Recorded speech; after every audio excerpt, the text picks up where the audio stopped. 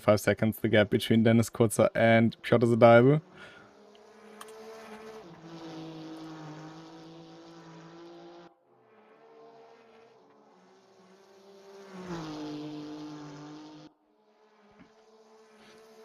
Hey, of course, the Group C cars at Le Mans having written so many stories over the years. And I think also on Rennsport, while not be the most popular right now, they will have people driving them more and more over time, I presume. I hope so. It is a great class, and I hope to see more cars and more drivers in the future. I think that would really...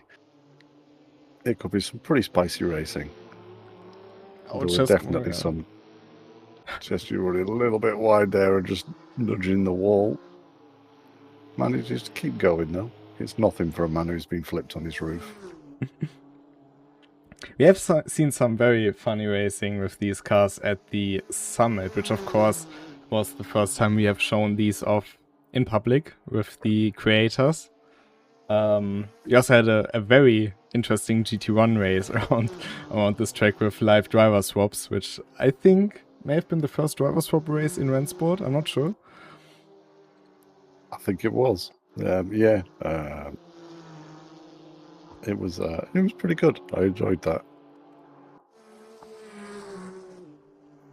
I think I may have accidentally flipped Gamer Muscle onto his head in that Group C race. But I also gotta say his rejoin was not very professional at these 4 chicanes. Wow, throwing shade at Gamer Muscle. Harsh. If you see this Gamer Muscle, I invite you to join our leagues. It's always a lot of fun with you on these races. Meanwhile, it also looks like Piotr Zadaibel is slowly catching in on Dennis Kurzer. 3.8 seconds now, the gap. I've seen Dennis Kurzer making some mistake and also running a bit wide here now in the first chicane.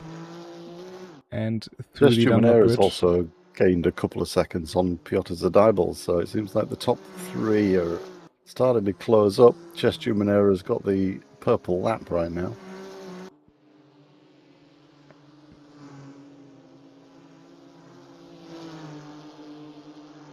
Basically have the order of pace reversed right now. Which is the best way for us as far as on-track action's concerned. Indeed is.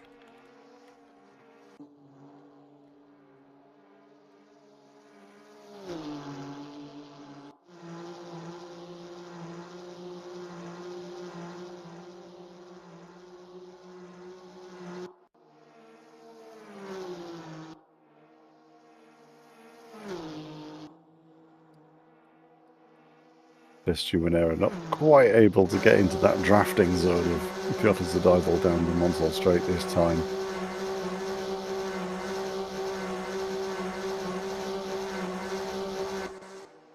With a straight this massive and the amount of drafting that comes along with it, do you think it'd be good for these two to work together to catch up with Dennis Kurzer? It certainly can work. Le Mans is a track that is extremely relying on the slipstream. But yeah, it is risky with these cars because, of course, you see the front being very low, the rear being very high on these cars, which is what we have seen at the Summit especially. Since we have a collision model that actually takes into account where the car is, and doesn't simply put a box around it, you can lift up the car in front, which tends to not end very well. So you have to really you cannot bump draft in these cars, essentially. You have to be very careful. But you can basically signal each other that you're not going to attack. But with Cesco Monorea's pace, maybe he can get by Piotr Zadaibel relatively quick, or reasonably quick. Yeah, the gap to Dennis Kurzer has opened back up to 5 seconds again now. So it's a bit of yo-yoing going on there. As you'd expect with new cars, new track, people aren't going to be quite as dialed in as they would be on GT3 at Hockenheim, say.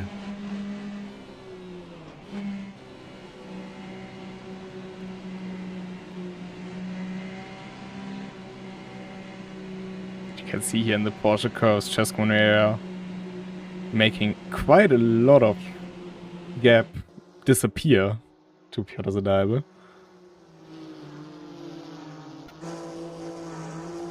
Yeah, he seems to have got the pace down the Porsche curves for sure. He's closed the gap up pretty impressively.